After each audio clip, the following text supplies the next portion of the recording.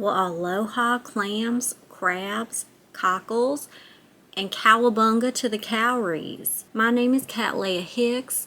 I am a hot, middle-aged B-type star from the Pleiades, and I am here to help y'all reckon with that massive disturbance to y'all's force known as sex and love, which have made y'all feel weak and powerless on the one hand, and just violent and destructive on the other for ages now. Understood in a wider context, these things, sex and love, are what's gonna help y'all feel the power again here on Earth. Both your own power and the power of this generative, generous, mind-blowing, heart-exploding cosmos that y'all live in. This cosmos, which is your home. Now let's talk about that word for a moment. Home. The sun just went into Cancer, the zodiac sign of home, of roots, of family, of the moon and the mother. And I just want to apologize real quick if astrology ain't y'all's first or second or third language. Obviously, it is natural to me, being a literal star, but I prefer to teach through immersion, so I'm just going to be using the vocabulary, and y'all can just let it sink in over time. Cancer is our first water sign of the zodiac, and y'all are 70% water, and the intelligence which animates y'all is always neuroplastic. It is always listening, always ready to absorb and change. Now y'all got this thing called an ego, which forms a hard shell around you and makes you think that you ain't fluid. You ain't got no more neuroplasticity, that you left all that behind when you was a baby. And you think when you were a baby, you had no identity and no control and no sentience. But y'all's brains were operating at a much higher capacity when y'all were infants than ever since.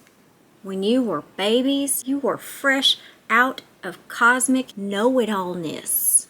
Unfortunately, knowing it all is a very non-linear experience. It is hard to bring into the third dimension and into time. I don't know if you've ever noticed states of consciousness, maybe when you're on a drug or you're just so awestruck by something that you can't even speak. Well, that's the same reason a baby don't speak. They are simply awestruck. And then you make them learn their ABCs and 1, 2, 3s, and I am me, and that is you, and there's rubber and there's glue, and everything's just weapons and enemies. We got war, sex, and gossip. That's Aries, Taurus, Gemini in their lowest expressions. Y'all are still working through all that crap on Earth. In fact, you're going to be in the age of Gemini until at least 3033, over 1,000 years from now.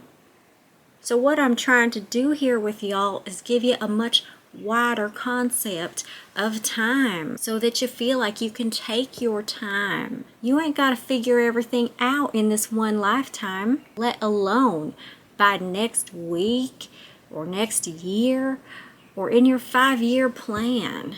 You need to trust the home that is your body and is your cosmos, and know that it is guiding you naturally to where you need to be, what you need to know, and even how you need to act. If you're listening, you'll hear the answers. They just usually don't come in English, okay? What I'm trying to get you to understand right now is that you have had so many lives. I've been describing these 72 lives in terms of a little asteroid or dwarf planet or whatever named Sedna. Now Sedna, like Cancer, is associated with water in the ocean. Cancer is a crab. Sedna is a crabby octopus lady or something with seaweed hair. And this yin force, this feminine force that y'all associate with darkness, really is that slog through what is sex and what is love. Who are you and who am I? Where do we each end and where do we merge? Because it's been real murky for all of y'all's history. You needed 72,000 lives just to cover the lessons of Aries, Taurus, and Gemini. You only need 72,000 lives to cover the whole rest of the zodiac. And you know why you needed 72,000 lives for just 3 signs, but you only need 72,000 lives for the whole other 9 signs? Y'all lived fast and died young.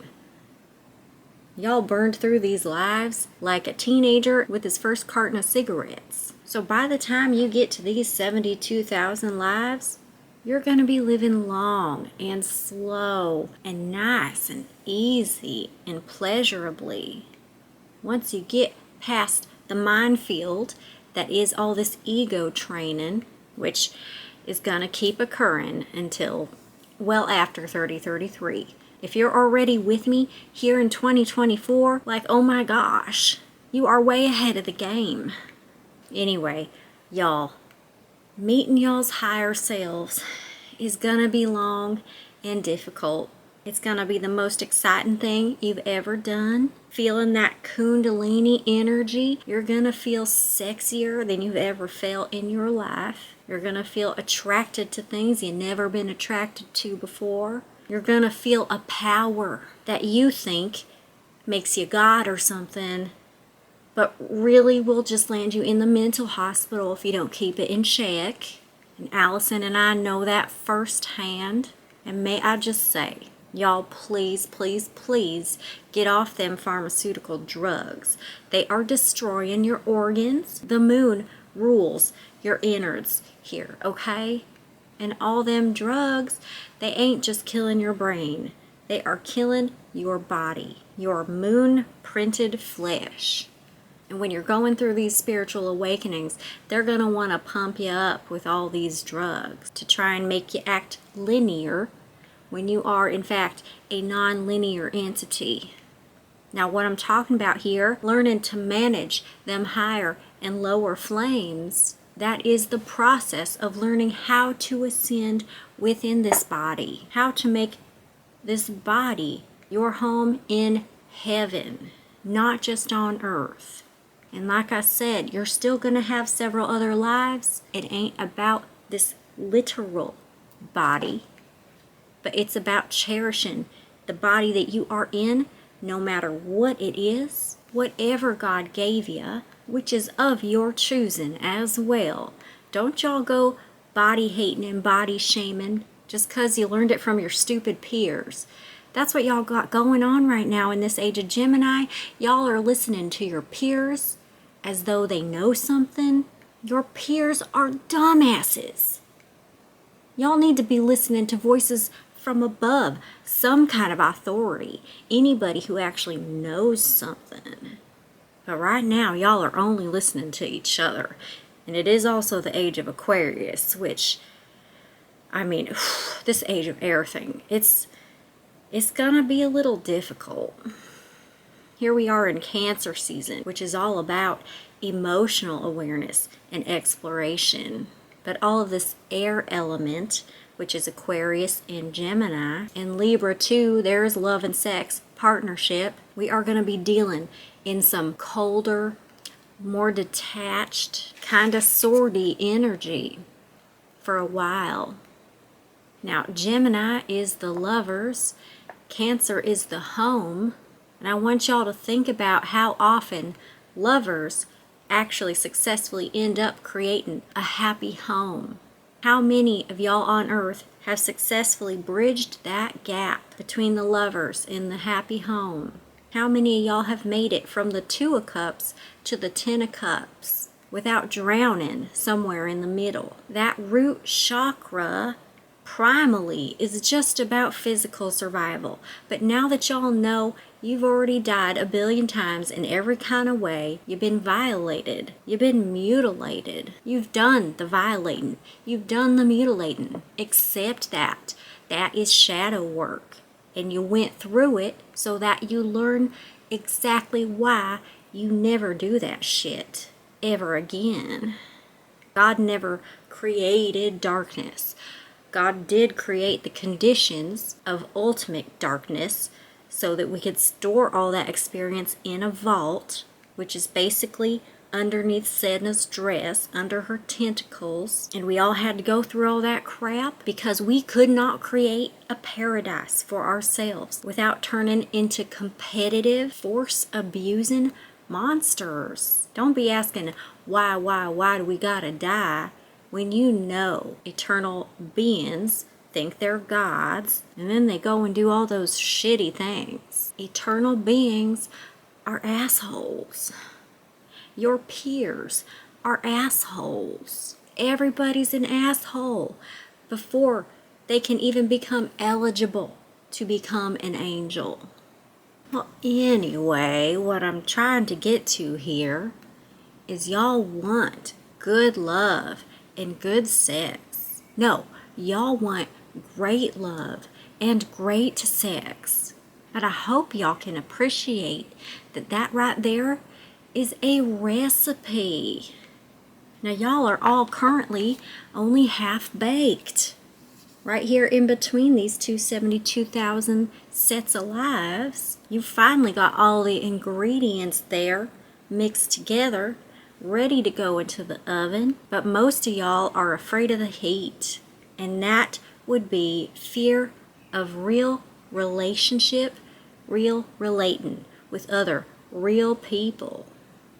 I guess I gotta start saying that because the AI and the internet, I mean, y'all have been being fake people for quite some time. And nobody gets from the 2 of Cups to the 10 of Cups with that eggshell, that ego intact. In the Lovers stage, in Gemini, it is all 2 egos just each other. They're just appreciating each other's pretty decorated shell. And let me fix this metaphor a little bit. See, that ego ain't a terrible thing. It is protecting y'all when you're fragile. It can be a means of expressing beauty, which exists for its own sake. I guess an ego just needs to be removable.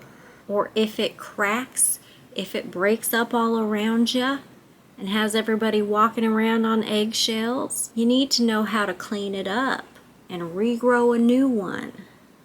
Let's just go ahead and define the ego as the external self. Let's associate it with the solar plexus, your individual sun, how you shine your light in the world.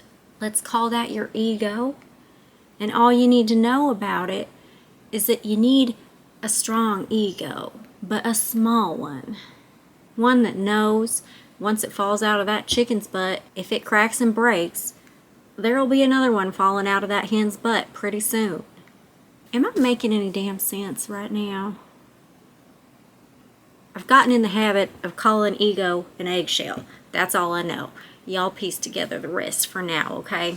Do it in your own unique style. Again, I told you once before, I ain't here giving you information for your brainy brain. I ain't trying to write no encyclopedia of the universe. I'm trying to give you perspective laced with a little imagination. That's it.